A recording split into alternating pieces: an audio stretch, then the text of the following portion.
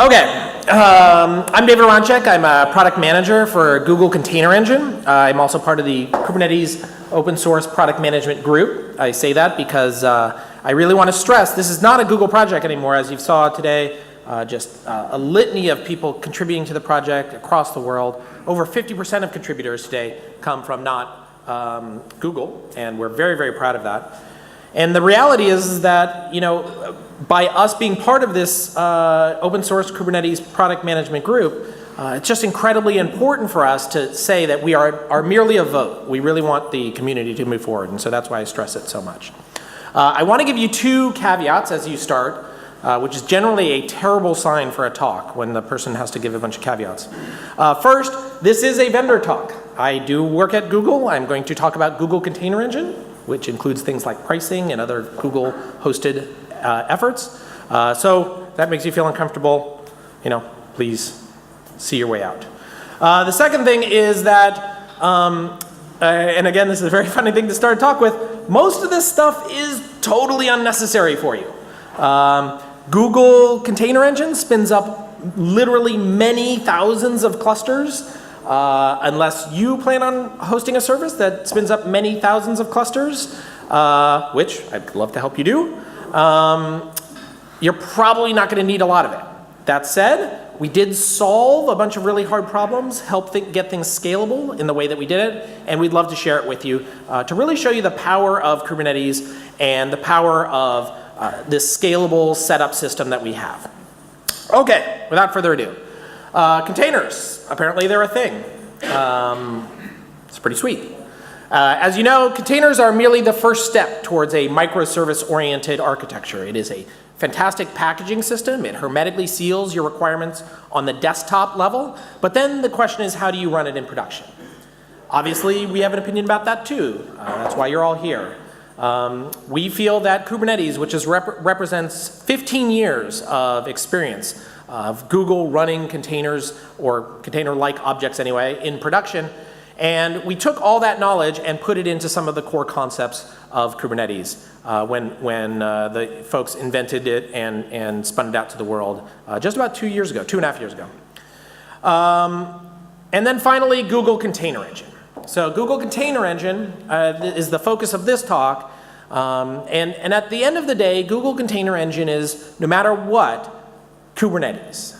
We are very, very proud that we do not need to make changes. Kubernetes is so scalable as it stands that we can use Google Container Engine, we can use vanilla Kubernetes on Google Container Engine today, and all the value that you see added here is done by building things around Kubernetes in the vanilla install. A lot of people ask, you know, why is it, you know, Google Container Engine with a K? Not because we're German. It's because K stands for delicious. No, it is because it stands for Kubernetes. And there was already a GCE, Google Compute Engine, and so we had to be very crafty. I think I saw Joe Beta there in the back, and you have him to blame. Or Craig, one or the other. Okay, I mentioned previously Google Container Engine hosts some of the largest workloads in the world. The companies behind 7 out of the top 10 websites in the world use Kubernetes either in whole or in part to run their business, and we're very, very proud of that. You can see just a few folks down there at the bottom who are, you know, already public with the way they use Google Container Engine and Kubernetes. And that last point is really the point that we want to hammer home here. It lets you run applications and not focus on your machines. Okay. Let's have a little non sequitur. So, who has been to Disneyland? Okay, wow, a lot of people.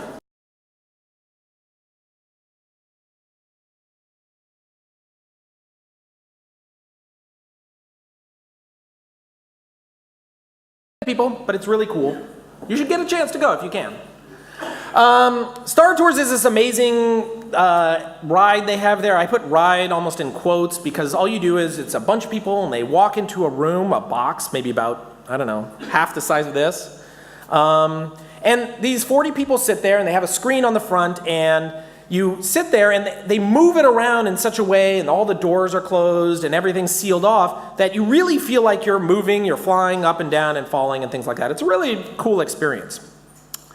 However, when Disney invented this, the thing they were most proud of, oh, and I should show you, this is roughly what it looks like. It doesn't look exactly like that, but this is the box kind of thing that it looks like.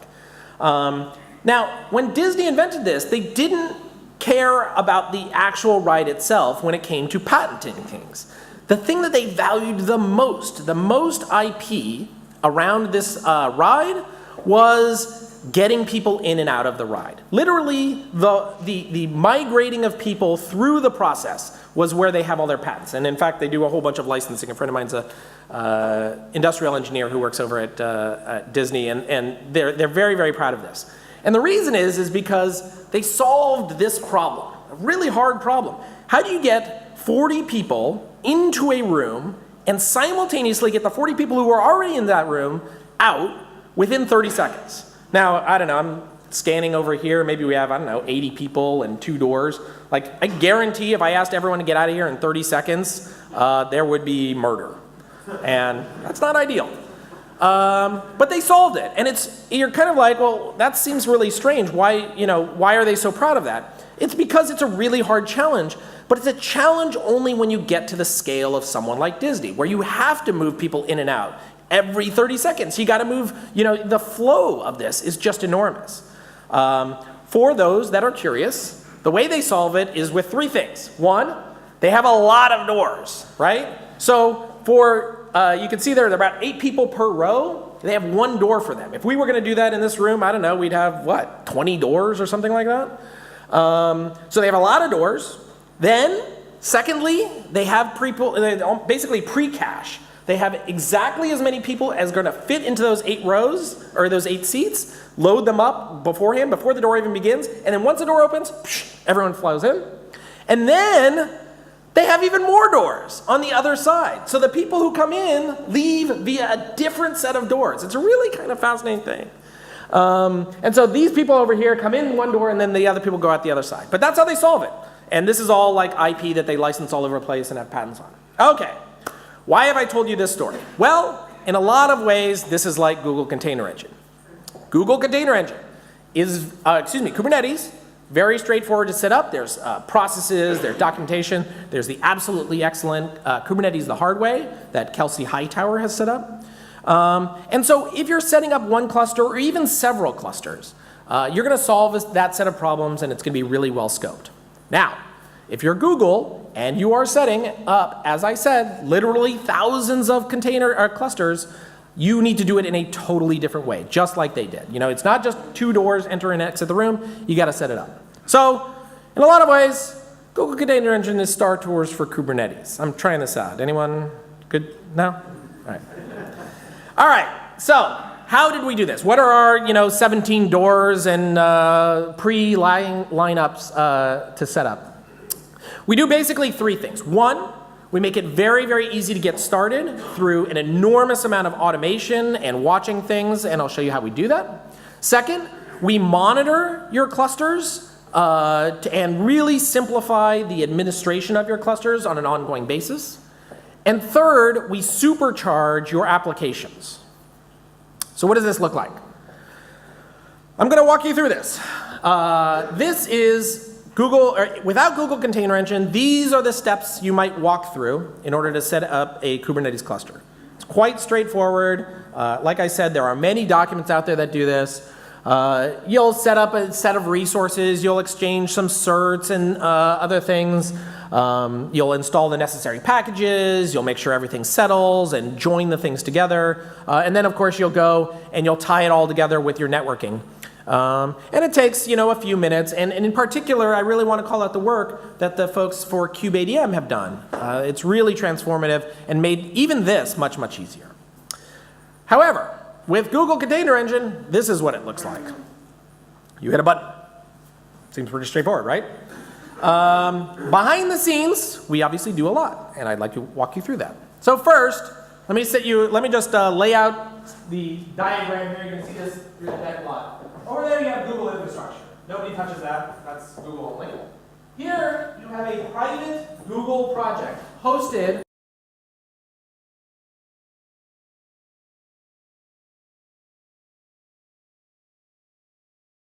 And then you have the users project. That's where it's all yours, and you can see everything in there.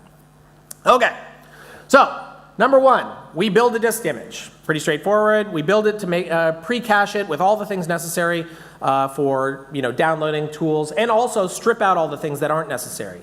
On Google Container Engine, we use a disk image called COS, which is Container Optimized OS.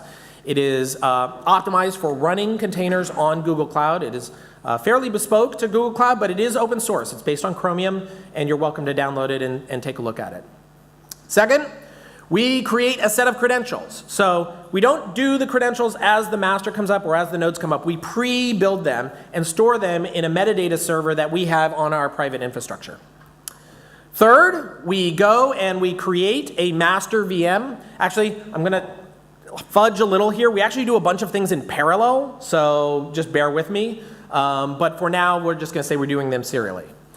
We ask GCE to create a cluster. It goes and it grabs the image that we had pre-built, and it spins up a master VM. That master VM has a set of packages on it, an API server, Docker, kubelet, and some other admin stuff. The admin stuff is some of the stuff that we use, you'll see later, for making sure things are up and running, taking etcd snapshots, reporting back, a variety of things like that. Fourth, we start your server.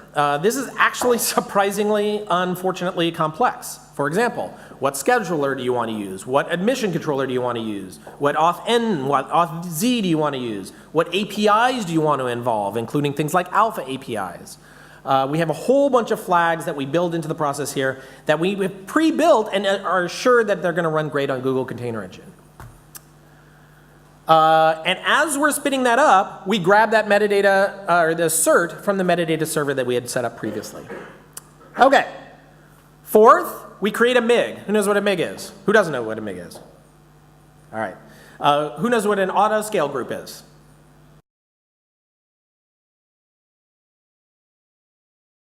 It is basically the creation instructions for a single VM, except put into a structure that will maintain a certain, whatever spec you have for the total amount of resources. So if you say, I want 10 of these VMs, it'll spin it up. So create your MIG, and inside that MIG, it begins creating VMs. Now on that, I'm going to blow out one here. You create a node VM. On that, you're going to pull from the same image that you use to create your, your master VM with slightly different packages involved, and you're obviously slightly different admin stuff. And you're also going to pull from that same cert, because you need that cert and all those credentials to talk back to the master. And then you do that for however many nodes you have in the cluster. Okay. We also, on Google Container Engine, label those as a node pool. And a node pool is extremely important because, for some things you'll see later, but it really gives us a lot more power. The reality is, under the hood, they're just implemented using labels, but it's actually really, really powerful stuff, and I'll show you why in a second. 5, we do networking magic. So every node needs to be able to talk to each other. We do that. Then we create a whole set of CIDRs for each of the pods to be able to talk to each other. Then we create a whole bunch of advanced routes for the master to be able to talk. So obviously it gets kind of complicated. 6, we do nothing. We sit, we let things settle. We let that settle for a certain period of time, make sure everything has come up and is starting to report healthy. And 7, we're done. We report back to the customer that we're ready. So what happens next? You see a green check mark. Well, that's it.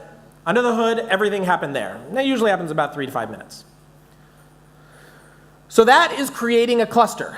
And again, our goal here is to make it so easy that, with a single API command, you can spin up a cluster at your demand. And so if you want to,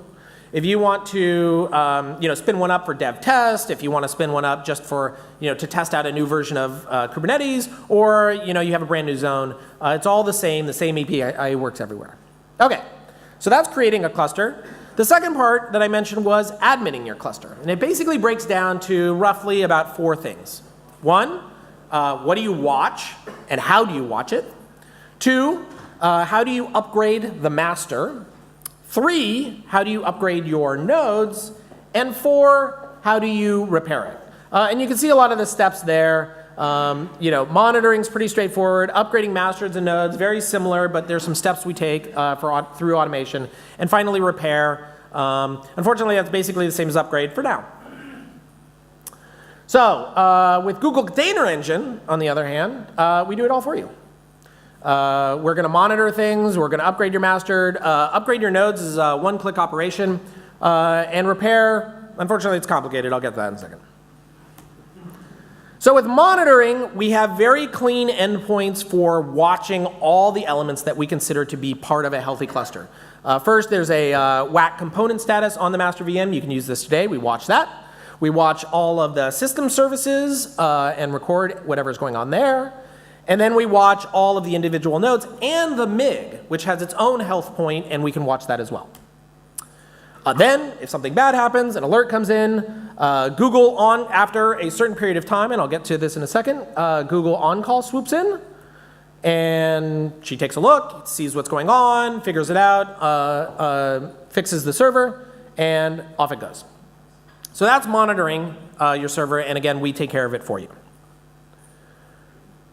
As far as upgrading your masters are concerned, it looks like this. So the first thing you do is we shut down your master.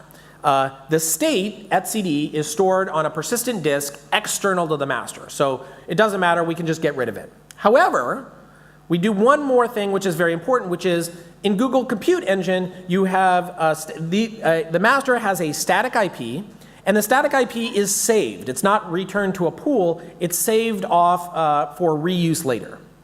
So we shut down the master, the PD is there, it's got the state. We create a new master and make sure that it's up to date. We reattach the PD, and then we restart the API server just like we were creating a brand new cluster, including pulling down the same cert that you had before. And then we're done. So pretty straightforward. We do this for you very, very regularly. Normally we track Kubernetes open source release within 3 to 5 days, and it's automatically taken care of for you. Now you may be asking, how do the nodes connect since this is a brand new master? That's why we save the IP address, same cert, must be the same master, I'm good. And that's how we take care of that. Okay. By the way, I should say, if anyone has any questions, you feel free, or I guess find me afterwards since it's a pretty big room. Or you could, I guess, ask here.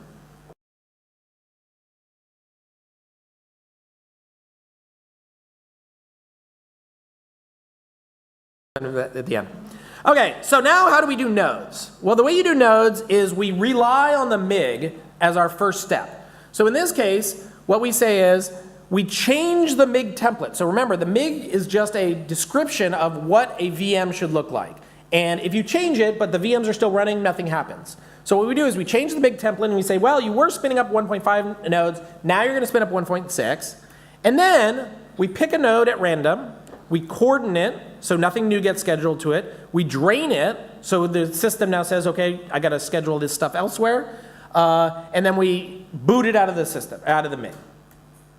Now, what's out of there, this is where we rely on the MIG. The MIG says, uh-oh, I'm down on a person. I got to, come back. And it decides to create a new one. And because the MIG's template was updated, it now creates a 1.6. And then we repeat that a lot. So one at a time, randomly, we will pick nodes and pull them out. So that's the standard that we use today. However, many customers want to do a more gradual process where they're a little bit more in control. Now we're going to get into node pools, which we offer as a feature on Google Container Engine.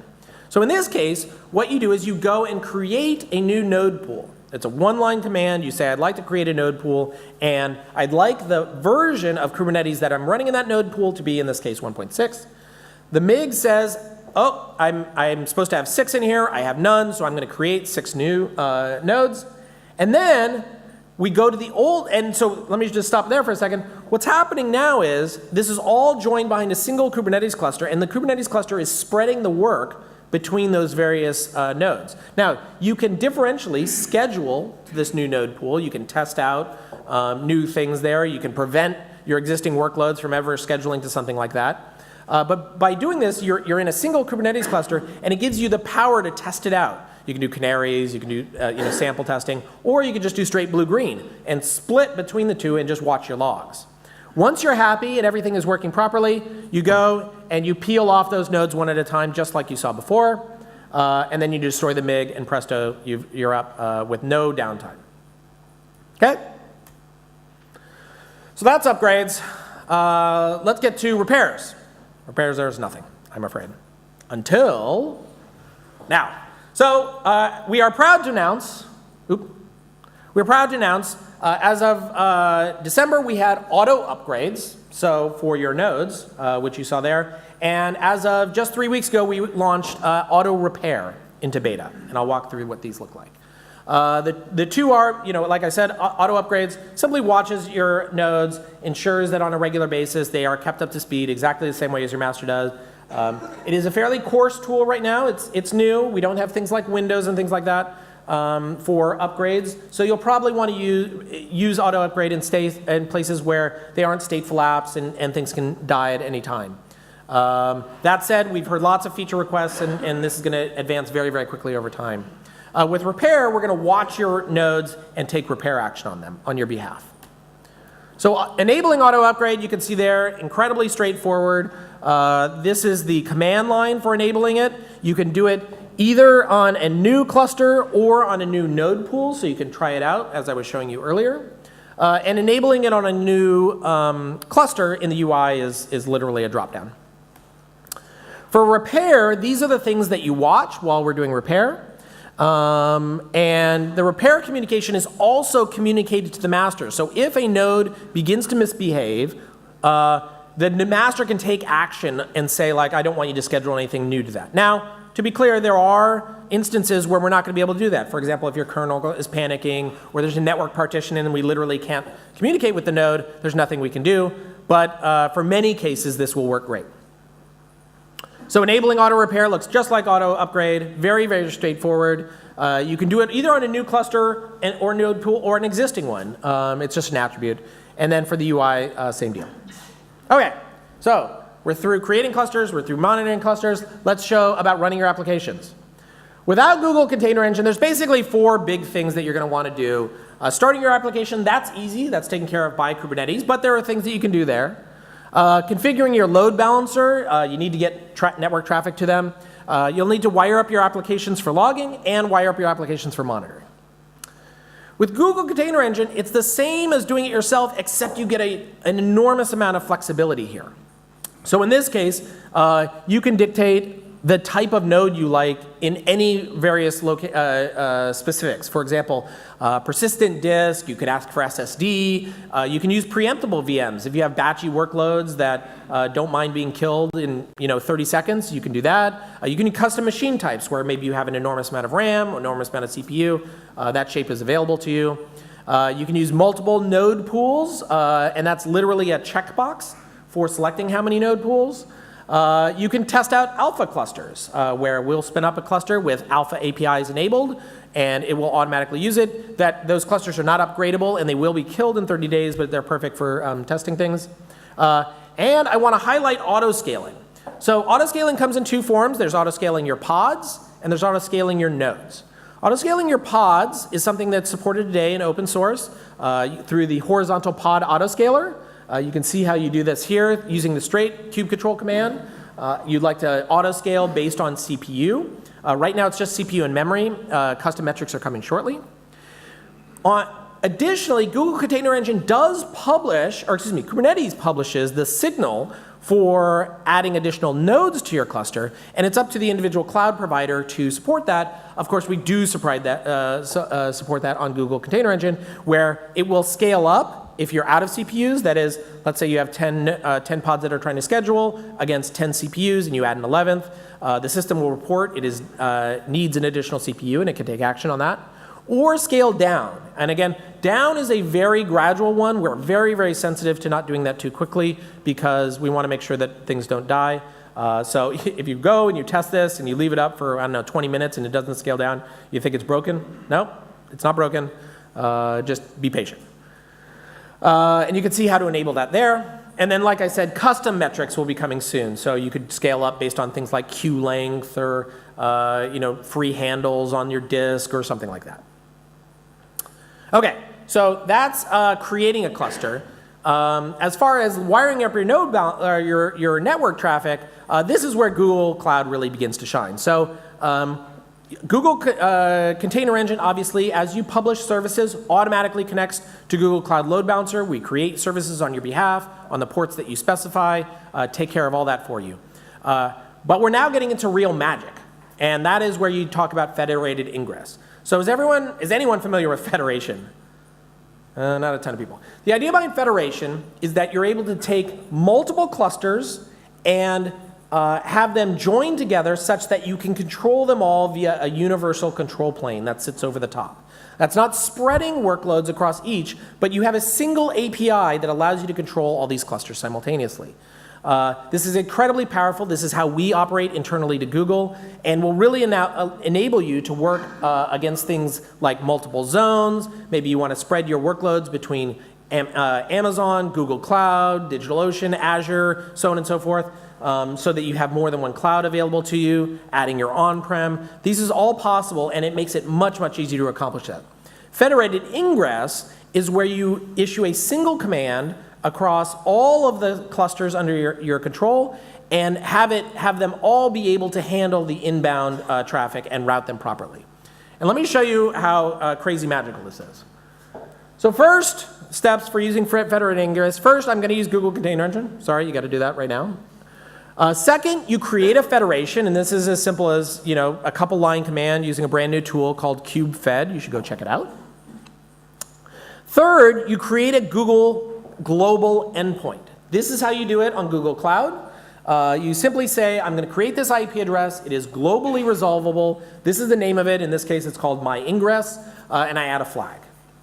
Fourth, I create an application and a service, and I hand that to the federation. So in this case, I might say, like, I want 5 Nginx pods spun up across all of these various clusters. This is how you would do that. Just like you would against a single cluster, you're now doing it against a federation endpoint. And fifth, you create the ingress. The ingress is very, very easy. You can see here it's almost exactly like creating a service. You can see there, all you do is create the endpoint. And then the most important line is this one right here, where you're adding an annotation to say this should use the global static IP address name. And that's it. You now have a single global IP address. It is resolvable from over 100 POPs that are Google's, and no matter where a user contacts that IP address, they enter via that POP, and they are routed via Google's private backbone to the cluster that is most appropriate for you. So, I mean, it looks like this. It's crazy, and it's magical, and it really works. Okay. So that's federated ingress. That's enabled on Google Cloud, on Google Container Engine. And the reality is, it's nothing about Kubernetes or federation that makes the difference there. It's the fact that it's Kubernetes running on Google Cloud that makes all the difference. And then finally, wiring your applications up to logging, as well as wiring your applications up to monitoring. Very, very straightforward. You can see there, literally 2 checkboxes to enable both, and you're using stack driver monitoring.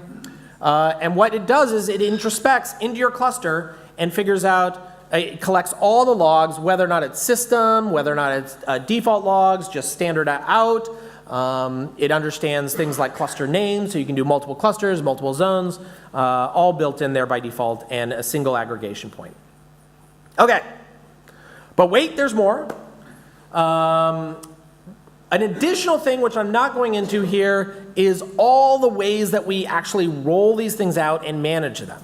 Let me put in a plug for the Google SRE book. This is all out there in the public, and in fact, it's a free you don't even have to download it. You can just read it online. But it's all the ways to do things like safe rollouts. So when Kubernetes has a new release, how do we actually roll it out to all these clusters? Well, we have a testing and a staging environment for those clusters internally to see what happens when we roll these out. We do canary rollouts of single clusters to ensure that things are operating properly. We do zonal and exponential rollouts, and that's extremely important, where we say, okay, we're going to do it to 0.1% and 1%, 10%, and so on and so forth. And we'd also do canary pools, so not just single clusters, but in fact entire pools of clusters. And this second part is incredibly important. When you're dealing with many thousands of clusters like we are, you have to come up with an entirely new alerting scheme. Probably the first thing that we have to do is not panic when we get an alert. Was a cluster just transiently down? Was it a network partition? If you see a single master that fails, you don't want to go and reboot all masters across the entire world. You need to understand exactly what's going on. You also look at things in a much more holistic way when it comes to how you group things together. So, for example, if all the clusters in a single zone stop reporting properly, it's actually probably not your fault. It's probably something to do with networking or disk or compute. What happens if it's just clusters of a specific version that we're having trouble? We can go and investigate that too. This really short circuits a lot of the noise and improves the signal to noise ratio when it comes to reporting and monitoring. You can see an example here. Oh, I do want to reiterate. Please do go and look at the Google SRE book. All these techniques and many more are in there. You can see here a very happy customer we're very pleased about. They were able to handle Black Friday with 0 outages, downtimes, or interruption due to Google Container Engine. And this is really what we're hoping for. More than anything, if we fade into the background and you pay no more attention, we will consider ourselves a great success. And all this can be yours for none of the above. Though a shiny silver dollar to whoever figures out what those numbers are. The low price of 15 cents an hour per cluster. And that's only if you have more than 6 nodes. So this is very, very amenable. And as I said earlier, it's basically how much your time is worth. I should note here, for some important point, this does not include the cost of running your nodes, any network usage, any disk usage, and things like that, beyond the VM itself. But obviously, this is all you need for creating, managing, and running your cluster. So in summary, Kubernetes on Google Container Engine, you get pure upstream Kubernetes, no forks, no changes, with operational excellence and the power of Google Cloud Platform. The key is, by using Google Container Engine, you get production-grade Kubernetes with 1 click, and it really enables you to focus on your applications rather than the administration of your cluster. And like I said, all this plus no lock-in. You can take your cluster, you can move your applications anywhere else. Obviously, we can't guarantee the same performance and criteria and node sizes and things like that. But as far as Kubernetes is concerned, it still runs great. And that is everything. I love saying this slide because this is where we all live. The entire Google Container Engine team lives in here too. Please don't hesitate to reach out as you have things come in. So let's see what we got here. How do we update etcd? That is a deep and internal thing that I am happy to talk to you about offline. I won't say your name. Please come up here and I'll talk to it. Like anything you see here, we have a deep set of internal scripts that we use to manage the thing as we move over. And it looks a lot like you saw here. So, it's taking things offline, it's running the process, it's reattaching later, and doing that in an elegant way. One of the biggest concerns we have, of course, is how do we roll back if something failed? How do we recover if something failed? And it's just the reality of running production systems like this. Where are the slides? I'll post them somewhere. I don't know where. GCE virtual instances are hosted in containers. What does this commingling between GCE and GKE look like? Okay, so that is true. Everything at Google runs inside a container. Now, they're not containers that you might see. They are our own internal containers, but they are, in fact, running in containers on our version of Kubernetes, which is called Borg. So you have, the stack looks like, Borg equivalent container, GCE VM, Kubernetes, then additional container on top of it. What does the commingling look like? And this should have no impact to your overall performance. GKE uses GCE as a host, just like any other VM, just like you would use a VM on premises or even bare metal. What's with upgrading cluster breaking standards? For example, moving pet set to stateful set. Pet set, if I'm not mistaken, so we have in the Kubernetes project a dictum around what is allowed for transitioning between versions and how long we will maintain old versions. If you're an alpha, I want to stress this, and this is a Kubernetes decision. If you're an alpha, nobody makes any guarantees. Now, conveniently, unless you're running an alpha cluster on Kubernetes, or excuse me, on Google Container Engine, you don't have to worry about that because Google Container Engine does not support alpha clusters. So there are no alpha features, plus or minus. There are no alpha features running on Google Container Engine, so you shouldn't have to worry about things that are that large and breaking. If something like that was large and breaking came along, we would follow the lead of whatever the Kubernetes community decided. For example, they said this object is going to have a 6-month deprecation policy. We would follow that same lead.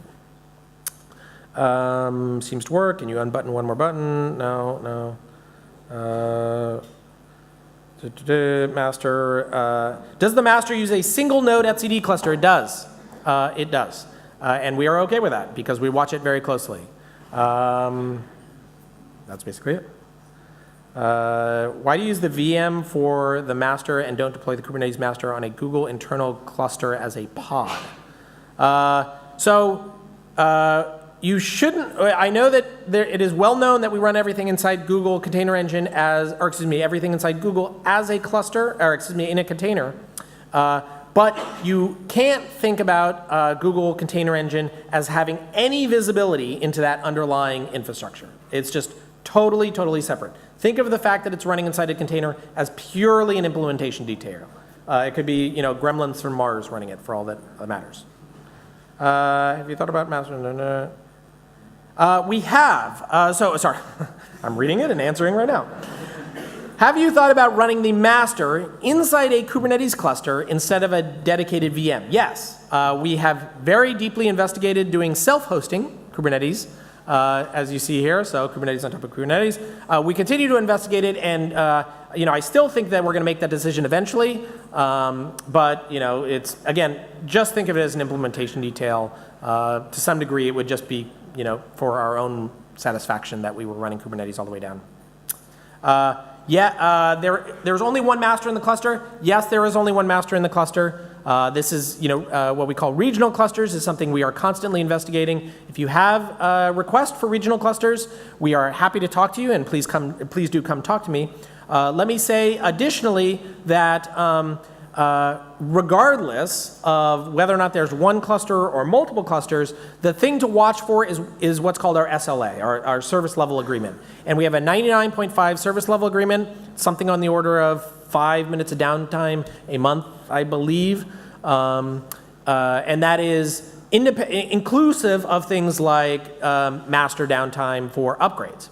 So, regardless of whether or not there's one or multiple clusters, we commit to having that SLA in place. And so you shouldn't be worried that there's only one. We'll take care of it for you. And I think that's it. Did I miss anything here? Can you choose the container engine to use? Not yet. We were waiting for 1.6 to support CRI, which has just landed, and we are deeply investigating whether or not to use Rocket, or whether or not to offer Rocket, Hyper, Containerd, Docker, all these various things as options. That is something we are absolutely investigating. I think I'm actually over time, but I'm happy to continue answering your questions if anyone has any.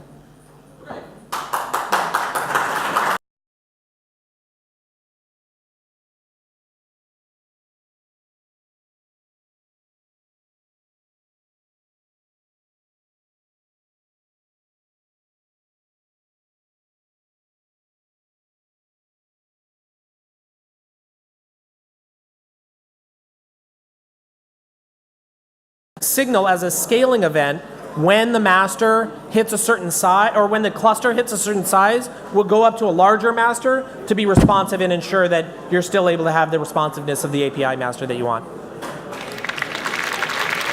Okay.